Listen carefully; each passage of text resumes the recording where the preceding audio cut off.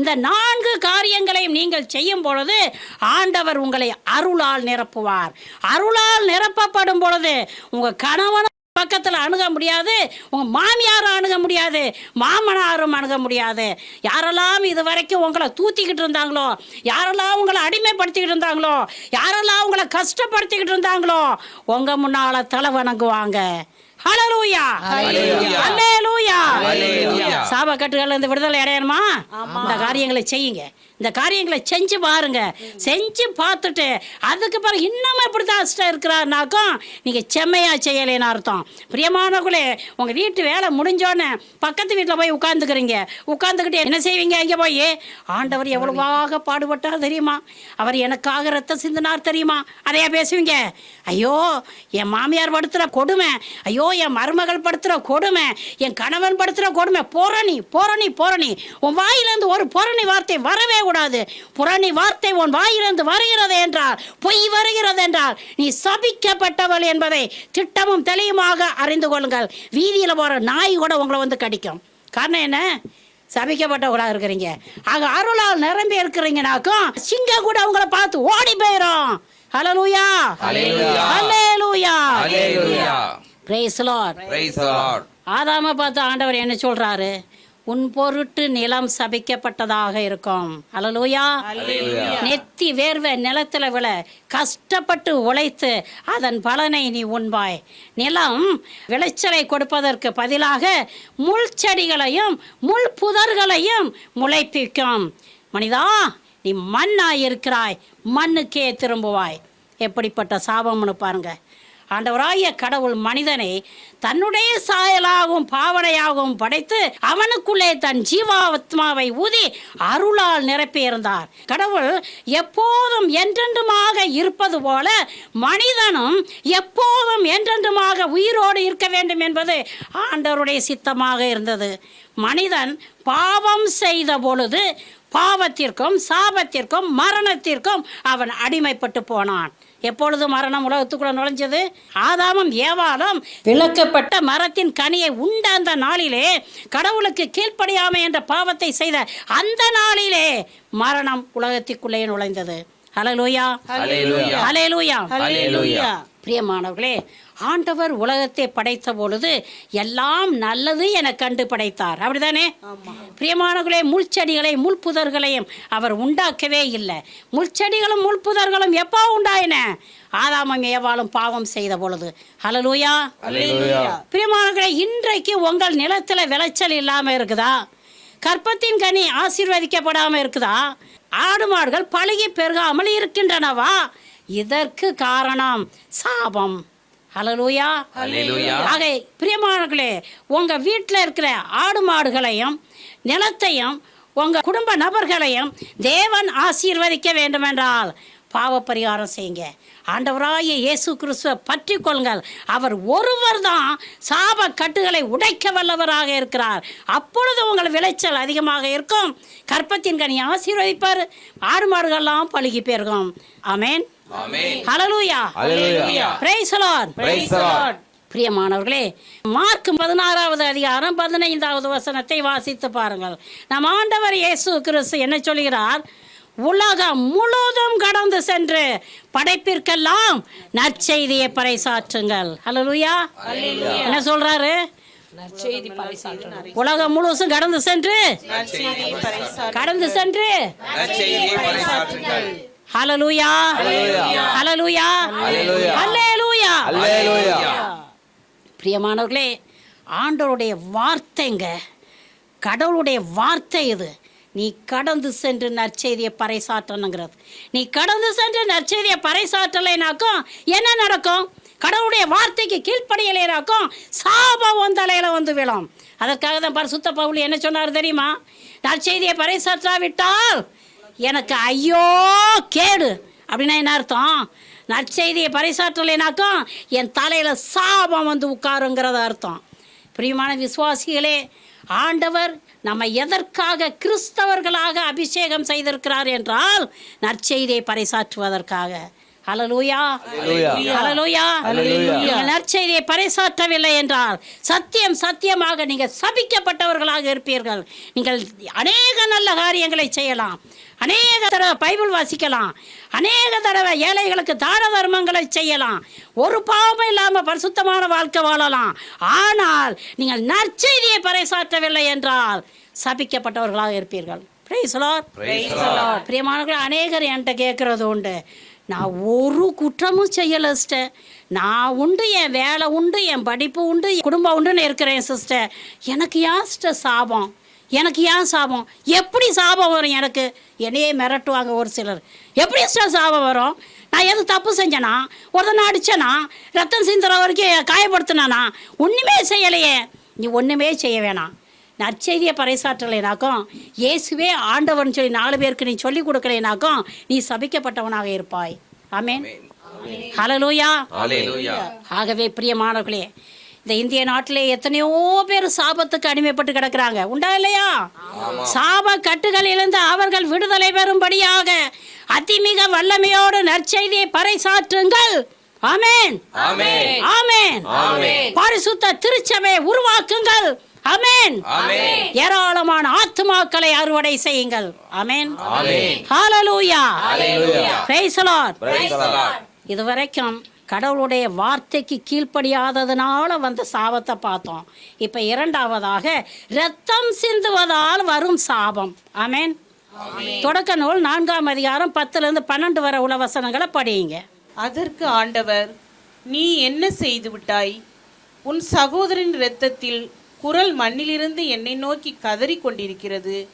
இப்பொழுது உன் கைகள் சிந்திய உன் சகோதரின் இரத்தத்தை தன் வாய் திறந்து குடித்த மண்ணை முன்னிட்டு நீ சபிக்கப்பட்டிருக்கின்றாய். நீ மண்ணில் பயிரிடும் பொழுது அது இனிமேல் உனக்கு பலன் தராது. மண்ணுலகில் நீ நாடோடியாக அலைந்து திரிவாய் என்றார். Praise the Lord. பிரியமானவரே, காயின் தன் தம்பி ஆபேலை கொலை செய்தான். அதன் நிமித்தமாக அவன் சபிக்கப்பட்டவனானான். எப்படிப்பட்ட சாபம்? நிலம் சபிக்கப்பட்டதாயிட்டு. அவங்க அப்பா பாவம் செஞ்சாரு, நிலம் சபிக்கப்பட்டாச்சு. இப்போ மகன் பாவம் செஞ்சான், நிலம் சபிக்கப்பட்டதாயிடுச்சு. ஆக பிரியமானவர்களே, அடுத்த ஒரு சாபத்தையும் போடுறார் காயினுக்கு, நீ நாடோடியாக இருப்பாய். ஹல்லேலூயா. பிரியமானவர்களே, கவனிங்க. கொலை செய்து இரத்தம் சிந்தினாலும், கருக்கலைப்பு செய்து இரத்தம் சிந்தினாலும், அடிதடி சண்டையில் மண்டையை உடைச்சி ரத்தம் சிந்தினாலும், நரபலி கொடுத்து ரத்தம் சிந்தினாலும் அது பயங்கரமான சாபமாக இருக்கும். பயங்கரமான சாபத்தை உங்கள் குடும்பத்துக்கு கொண்டு வந்து சேர்க்கும். உங்கள் நிலம் விளையாது. நம்பர் 1, உங்கள் நிலத்தில் விளைச்சலே இருக்காது. நம்பர் 2, உங்கள் குடும்பத்தில் இருக்க பிள்ளைங்க நாடோடிகளாக இருக்குங்க. இங்கே போய் 2 மாதத்துக்கு வேலை செய்யும், வீட்டுக்கு வந்துடும். அங்கே போய் 1 வருஷத்துக்கு வேலை செய்யும், வீட்டுக்கு வந்துடும். இந்த கம்பெனிக்கு போவோம், வேலை கிடைக்காது. அந்த கம்பெனிக்கு போவோம், வேலை கிடைக்காது. அடுத்த நாள் என்ன செய்யும்? நான் எங்கேயுமே போக மாட்டேன் அப்படின்னு சொல்லும். அடுத்த நாள் என்ன செய்யும்? காணாமல் போயிடும். எங்கே போச்சுன்னே தெரியாது. நாடோடியாக இருக்கும். அங்கே இங்கே ஓடிக்கிட்டே தெரியும். பிரியமானவர்களே, அடுத்த ஒரு சாபம் என்னன்னாக்கும், உங்கள் குடும்பத்தில் மனநோயாளிகள் காணப்படுவாங்க. அடுத்த சாபம் என்னன்னாக்கும், குழந்தை பாக்கியம் இருக்காது உங்கள் குடும்பத்தில். இளம் விதவைகள் உங்கள் குடும்பத்தில் காணப்படுவாங்க. வருஷக்கணக்கில் படுத்த படுக்கையிலே நோயாளிகள் காணப்படுவார்கள். இது சாதாரண சாபமா? பயங்கரமான சாபம். ஆகவே என்ன செய்யணும்?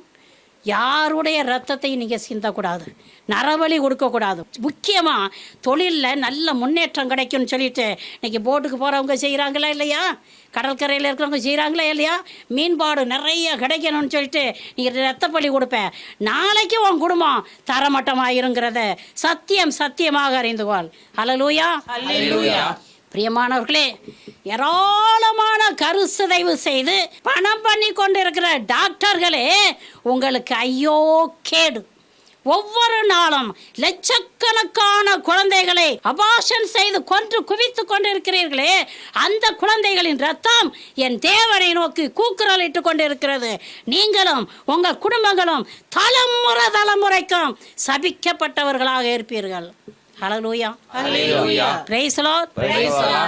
பிரியமானவர்களே, இந்த இறைச்செய்தியை கேட்டுக்கொண்டு இருக்கிறவங்களே, பக்கத்து வீட்டில் இருக்க ஒரு பொண்ணு வரும், அக்கா தெரிஞ்சோ தெரியாமலோ நடந்து போச்சு, அபார்ஷன் செய்கிறதுக்கு நீயே கூட்டிகிட்டு போக்கா என்னை எங்கேயாவது. நீங்கள் என்ன செய்யணும்? சேரிட்டி, சேரிட்டின்னு சொல்லிட்டு கூட்டிகிட்டு போகலாமா? உதவி செய்யணும், ஆபத்தில் இருக்கிறான்னு சொல்லிட்டு நீங்கள் என்ன சொல்லணும்? நல்லதோ கெட்டதோ நடந்து போச்சு, அவனையே கல்யாணம் பண்ணிட்டு நீ வாழ்க்கையை நடத்து அப்படின்னு சொல்லணுமே ஒழிய, கிறிஸ்தவர்களாகிய நீங்கள் ஒரு நாளும் அபார்ஷன் செய்துக்கோ என்று சொல்லவே கூடாது. அது சாபம், உன் தலையில் வந்து விழும். ஒரு நாளும் உனக்கு 4 பிள்ளை ஆகி போச்சு, குடிகார வீட்டுக்காரன் இருக்கிறான், எப்படி குடும்பத்தை நடத்த போற? சோசியல் சர்வீஸ் செய்கிறாங்களா ஒரு சிலர் கொடுக்குற அறிவுரை, எப்படி குடும்பத்தை நடத்த போற? போ, குடும்ப கட்டுப்பாடு செய்துக்கோ சொல்லலாமா? அது ஓன் தலையில் வந்து விழும். ஆக பிரியமானவர்களே, இப்படிப்பட்ட சாபக்கேடான செயல்களை செய்யாதீர்கள். நீங்களும் யாருக்கும் அறிவுரை சொல்லாதீர்கள். Praise the Lord. ஹல்லேலூயா. இந்திய நாட்டில் ஏராளமான சாபங்கள் பெருகி கிடக்குது. இந்த சாபங்களை ஆண்டவர் அகற்ற வேண்டும் என்று ஆண்டவர்கிட்ட மன்றாடுங்க. சாபங்களை உடைப்பவர் இயேசு கிறிஸ்துவை தவிர வேறு ஒருவருமே இல்லைங்க. பிரியமானவர்களே, ரத்தம் சிந்துவதால் வருகிற சாபம் ஆண்டவருடைய இரத்தத்தால் தான் உடைக்கப்படுமே ஒழிய மிருகங்களின் இரத்தத்தாலேயோ மனிதரின் இரத்தத்தாலேயோ முறிக்கவே முடியாது என்பதை திட்டமும் தெளிவுமாக அறிந்து கொள்ளுங்கள். ஆகவே இரத்தம் சிந்தி நமக்காக மரித்த ஆண்டவராகிய இயேசு கிறிஸ்துவிடம் அடிக்கடி ஜெபிங்க. கீழே போகும்பொழுதும் வரும்பொழுதும் இருக்கும் பொழுதும் நடக்கும் பொழுதும் இயேசு கிறிஸ்துவின் ரத்தம் ஜெயம், இயேசு கிறிஸ்துவின் ரத்தம் ஜெயம், ரத்தம் ஜெயம், ரத்தம் ஜெயம் என்று சொல்லிக்கொண்டே நடங்க. இது சொல்லலாமா சொல்ல முடியாதா? இது சொல்றதுக்கு ரொம்ப கஷ்டமா? இதை சொல்லுங்க, சொல்லி பாருங்க. இயேசு கிறிஸ்துவின் ரத்தம் ஜெயம், ரத்தம் ஜெயம், ரத்தம் ஜெயம் சொல்லும் பொழுது உங்க வீட்டில் இருக்கிற ரத்த சாபம், ரத்தம் சிந்துதலினால் ஏற்பட்ட சாபம் முறிக்கப்படும். ஆமென். இந்த நாட்டுல லட்சக்கணக்கான குழந்தைகளை கொன்னு குவிச்சு ரத்தம் சிந்தி இருக்குதே இந்த நாடு, தீவிரவாத வெறி செயல்னால ரத்தம் சிந்தி இருக்குதே இந்த நாடு பரிசுத்தமடைய இயேசு கிறிஸ்துவின் ரத்தம் தேவை. ஆகவே ஆண்டவரே, ஒரு ரத்தத்தை இந்த நாட்டின் மீது தெளியுமையா ஐயா பரிசுத்தமாக்கும் என்று ஒவ்வொரு நாளும் செய்வீங்க. ஆமென். ஹல்லேலூயா. எசேக்கியேல் 33வது அதிகாரம் 8-9 வரை உள்ள வசனங்களை படியுங்க. தீயோரிடம் நான், ஓ தீயோரே, நீங்கள் உறுதியாக சாவீர்கள் என்று சொல்ல, அத்தீயோர் தம் வழியிலிருந்து திரும்பும்படி நீ அவர்களை எச்சரிக்காவிடில் அத்தீயோர் தம் குற்றத்திலே சாவர். ஆனால் அவர்களது இரத்தப்பழியை உண்மையிலே சுமத்துவேன். ஆனால் தீயோரை அவர்கள் தம் வழியிலிருந்து திரும்ப வேண்டும் என்று நீ எச்சரித்தும் அவர்கள் தம் வழியிலிருந்து திரும்பாவிட்டால் அவர்கள் தம் குற்றத்திலேயே சாவர். நீயோ உன் உயிரை காத்துக்கொள்வாய். Price the Lord. பிரியமானவர்களே, பாவிகள் தங்கள் பாவ வழியிலிருந்து மனமாறும்படியாக நீங்கள் நற்செய்தியை வல்லமையோடு போதித்து கொடுக்கவில்லை என்றால் அவர்கள் தங்கள் பாவத்திலேயே சாவார்கள். அப்பொழுது அந்த இரத்தப்பழி உங்க தலைமையில இருக்கும். ஆமென். ஹல்லேலூயா. அப்படியே நீங்கள் வேதத்தை வல்லமையோடு போதித்து கொடுத்தோம், அவர்கள் மனமாறாமல் தங்கள் பாவத்திலேயே மரித்து போய்விட்டார்கள் என்றால் அந்த இரத்தப்பழி அவர்கள் தலைமையிலேயே இருக்கும். Praise the Lord. ஹல்லேலூயா. இது புரியுதா உங்களுக்கு? புரியுதா? புரியுதுன்னா நல்லா சொல்லுங்க. ஹல்லேலூயா. நீங்கள் வேதத்தை போதிச்சு கொடுக்கலைனாக்கும், ஒரு பாவி மனமாறாமல் அவன் செத்து போயிட்டானாக்கும், அந்த இரத்த பழி யார் மேல வருமா? நம்ம மேல. என் மேல வரும்னு சொல்லுங்க. உன் மேலதான் வரும். ஆக பிரியமானவர்களே, யாரோ போதிக்கிறா, யாரோ அடி வாங்குறா, யாரோ சாவுறா, நமக்கு என்ன? சாப்பிட்டோமா, குடிச்சோமா, படுத்தோமா, நம்ம பிள்ளைய பார்த்தோமா, நம்ம கண்ணுக்குட்டிய பார்த்தோமா, நம்ம வயலை பார்த்தோமா, நீ சாவ. அவனுடைய பாவத்தினால நீ சாவ. ஹல்லேலூயா. ஹல்லேலூயா. பிரியமானவர்களே, மார்க் 3ஆம் அதிகாரம் 13-15 வசனங்களை வாசித்து பாருங்க. ஆண்டவராகிய இயேசு கிறிஸ்து எதற்காக நம்ம அழைச்சிருக்கிறார்? அர்ப்பண வாழ்வுக்கு எதற்காக அழைச்சிருக்காருங்க? அவரோடு இருக்க, வல்லமையோடு நற்செய்தியை பறைசாற்ற, சாத்தான ஓட்ட. இதற்காகத்தான் ஆண்டவர் நம்மளை அழைச்சாரே ஒழிய மருத்துவ பணியோ கல்வி பணியோ சமூக நல பணிகளோ செய்வதற்கு இல்லைங்க. அந்த பணி உங்களுக்கு கொடுக்கலங்க. நீங்கள் ஏங்க அந்த பணியை தேடி தேடி தேடி போய் பிடிச்சிக்கிட்டு இருக்கீங்க? உங்களுக்கு எந்த பணி கொடுக்கப்பட்டதோ அந்த பணியை செய்யுங்க. இன்னைக்கு நற்செய்தியை போதிச்சு கொடுக்க ஆள் இல்லை. என் டீச்சர் வேலை செய்ய ஆள் இல்லையா? டாக்டர் வேலை செய்ய ஆள் இல்லையா? சோஷியல் ஒர்க்கு செய்ய ஆள் இல்லையா? அந்த பணி, சமுதாய நலப்பணிகளும் கல்வி பணியும் மருத்துவ பணியும் பொது நிலையினருக்கு கொடுக்கப்பட்டது.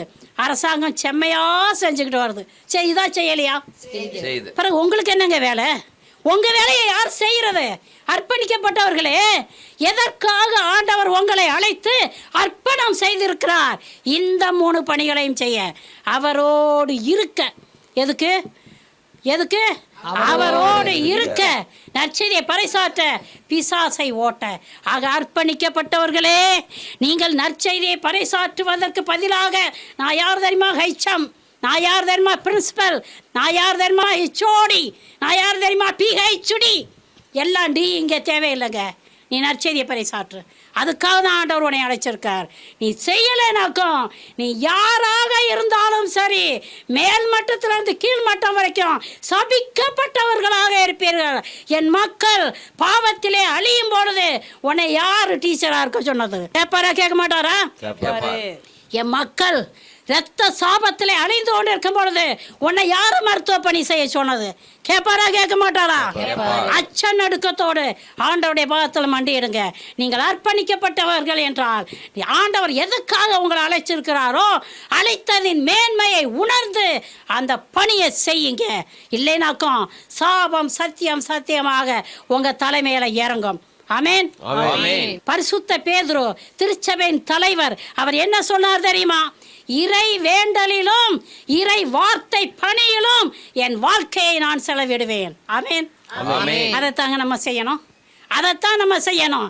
மேசையில பரிமாறுறதுக்கு ஆண்டவர் நம்மளை அர்ப்பணம் செய்து அழைக்கலைங்கிறத திட்டமும் தெளிவுமாக அறிந்து கொள்ளுங்கள். ஆமென்.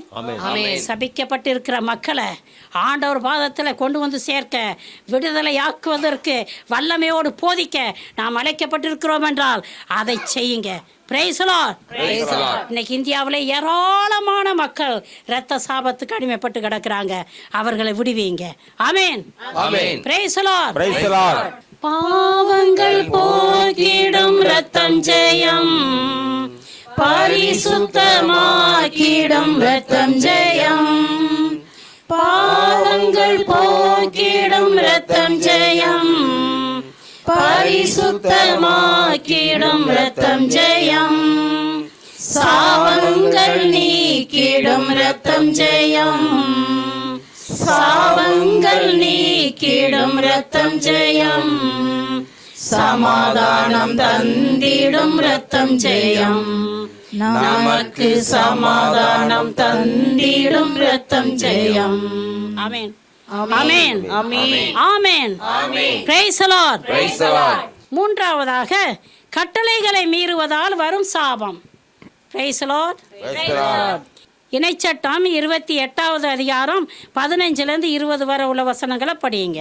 ஆனால் உன் கடவுளாகிய ஆண்டவரின் குரலுக்கு செவி கொடாமலும் இன்று நான் உனக்கு விதிக்கும் இந்த கட்டளைகளையும் நியமங்களையும் கடைபிடிப்பதில் கருத்தின்றியும் இருந்தால் இந்த சாபங்கள் எல்லாம் உன்மேல் வந்து உன்னில் நிலைக்கும். நீ நகரிலும் சபிக்கப்படுவாய், நீ நகரிலும் சபிக்கப்படுவாய், வயல்வெளியிலும் சபிக்கப்படுவாய், வயல்வெளியிலும் சபிக்கப்படுவாய். ஆமென். ஆமென். பிரியமானவர்களே, நீங்க எங்க போனாலும் சபிக்கப்பட்டவங்களா இருப்பீங்க. எங்கேயாவது போய் வேலைக்கு போய் வேலை கேட்டாக்கா, அதோட இவனாடா வந்திருக்கிறான், இவனை வேலைக்கே இருக்காத சபிக்கப்பட்டதா போயிடும். போட்டில் ஒரு மீனும் கிடைக்காது, இவனை எடுக்காத அப்படின்னு சொல்லுவாங்க. நீங்கள் எங்கேயாவது ஒரு நிலத்தில் போய், ஐயா உன் நிலத்துல நான் கூலி வேலை செய்கிறேன் ஐயா அப்படின்னு கேட்டால் அவன் என்ன சொல்லுவான்? ஐயோ நீ வந்த என் நிலத்தில் இருக்க பயிரெல்லாம் கருகி போயிடும், ஓடு ஓடு ஓடு என்று சொல்லுவாங்க. பிரியமானவர்களே, நீ வீட்டிலும் சபிக்கப்பட்டவனாக இருப்ப, காட்டிலும் சபிக்கப்பட்டவனாக இருப்ப, நகரத்திலும் சபிக்கப்பட்டவனாக இருப்ப, எல்லா இடத்திலும் சபிக்கப்பட்டவனாக இருப்பாய். ஆமென். தொடர்ந்து வாசிங்க. உன் கூடையும் உன் மாவு பிசையும் தொட்டியும் சபிக்கப்படும். உன் கருவின் கனியும் உன் நிலத்தின் பயனும் உன் மாடுகளின் கன்றுகளும் உன் ஆடுகளின் குட்டிகளும் சபிக்கப்படும். ஆமென். பாருங்க பிரியமானவர்களே, உன் கருவின் கனியும் சபிக்கப்படும், மிருகங்களின் கனியும் சபிக்கப்படும், நிலத்தின் கனியும் சபிக்கப்படும். அப்படின்னா என்ன அர்த்தம்? நீ டோட்டலாக சபிக்கப்பட்டிருப்ப. அதுக்கு அடுத்து வாசிங்க. நீ மேற்கொள்ளும் அனைத்து செயல்களிலும் நீ கெட்டு விரைவில் அழிய மட்டும் ஆண்டவர் உன்மீது சாபமும் குழப்பமும் பேரழிவுமே வர செய்வார். ஏனெனில் உன் பொல்லாத செயல்களினால் என்னை விட்டு விலகிவிட்டாய். Praise the Lord. Praise the Lord. பிரியமானவர்களே, என்ன சொல்லப்படுதுன்னு பாருங்க. ஏனெனில் உன் பொல்லாத செயல்களினால் என்னை விட்டு நீ விலகி விட்டாய். ஆமென். ஆமென். பிரியமானவர்களே, கட்டளைகளை கடைப்பிடித்து கடவுளுக்கு பிரியமான வாழ்க்கை வாழ்ந்தா தான் ஆசீர்வாதம், இல்லைன்னா சாபம். Praise the Lord. Praise the Lord. பிரியமானவர்களே, மோசே வழியாக கடவுள் நமக்கு 10 கட்டளைகளை கொடுத்திருக்கிறார். இந்த 10 கட்டளைகளையும் ஆண்டவராக இயேசு கிறிஸ்து 2 கட்டளைகளில் சுருக்கி கொடுத்திருக்கிறார். இந்த கட்டளைகளை நீங்கள் கடைபிடித்து வந்தால் 1000 தலைமுறைக்கும் நீங்கள் ஆசீர்வதிக்கப்பட்டவர்களாக இருப்பீர்கள். இந்த கட்டளைகளை நீங்கள் கடைபிடிக்கவில்லை என்றால் 3ஆம் 4ஆம் தலைமுறை வரைக்கும் சபிக்கப்பட்டவர்களாக இருப்பீர்கள். ஆமென். ஆமென். ஆமென். Praise the Lord. Praise the Lord. யோவான் 4ஆம் அதிகாரம் 24வது வசனத்தை படியுங்க. கடவுள் உருவமற்றவர், அவரை வழிபடுவோர் அவரது உண்மை இயல்புக்கு ஏற்ப உள்ளத்தில் தான் வழிபட வேண்டும் என்றார். Praise the Lord. Praise the Lord. பிரியமானவர்களே, நம்ம ஆண்டவராகிய இயேசு கிறிஸ்து என்ன சொல்றாருன்னு பாருங்க. கடவுள் உருவமற்றவர், அவரை வழிபடுபவர்கள் அவரது உண்மை இயல்புக்கு ஏற்ப உள்ளத்தில் தான் வழிபட வேண்டும். அல்லேலூயா. பிரியமானவர்களே, சிலை வழிபாடோ, வேற்று தெய்வ வழிபாடோ, சாத்தான் வழிபாடோ, உருவ வழிபாடோ, இயற்கை வழிபாடோ செய்யவே கூடாது. நீங்கள் அழிவுக்கு உள்ளாகாதபடி சிலைகளை செய்யாதீர்கள், சிலைகளை வணங்காதீர்கள், சிலைகளை விற்காதீர்கள், சிலைகளுக்கு பணிவிட செய்யாதீங்க. ஒரு நாளும் சிலைகளை தோள் மேல் வைத்து சுமந்து கொண்டோ, தேர்களில் வைத்து இழுத்து கொண்டோ வீதி வீதியாக செல்லாதீர்கள். நீங்கள் சபிக்கப்பட்டவர்களாக இருப்பீர்கள். ஆமென். ஆமென். எசாயா 42வது அதிகாரம் 8வது வசனம் என்ன சொல்கிறது? நானே ஆண்டவர், அதுவே என் பெயர், என் மாட்சியை பிறருக்கோ என் புகழை சிலைகளுக்கோ விட்டுக்கொடேன். ஆமென். ஆகவே பிரியமானவர்களே, நீங்க என்ன செய்யணும்னாக்கும் ஆண்டவராகிய இயேசு கிறிஸ்துவை ஆண்டவரும் மீட்பருமாக விசுவசித்து ஏற்றுக்கொண்டு அவரை மாத்திரம் ஆராதியுங்கள். அவர் மாத்திரம் நமக்கு போதுமானவராக இருக்கிறார். அவர் ஒருவரே கடவுள். அவரால் அன்றி வேறு எவராலும் நமக்கு மீட்பு கிடையாது. நானே வழியும் உண்மையும் வாழ்வுமாக இருக்கிறேன். என் வழியாக அல்லாமல் ஒருவனும் பரலோக ராஜ்யம் வர திட்டமும் தெளிவுமாக நம் ஆண்டவர் இயேசு கிறிஸ்து கூறுகிறார். ஆகவே பிரியமானவர்களே, இயேசு கிறிஸ்து நமக்கு போதுமானவராக இருக்கிறார். அவர் ஒருவரே கடவுள். ஆமென். ஆமென். ஆமென். அவர் ஒருவரால் மாத்திரமே சாபக்கட்டுகளை உடைக்க முடியும். Praise the Lord. Praise the Lord.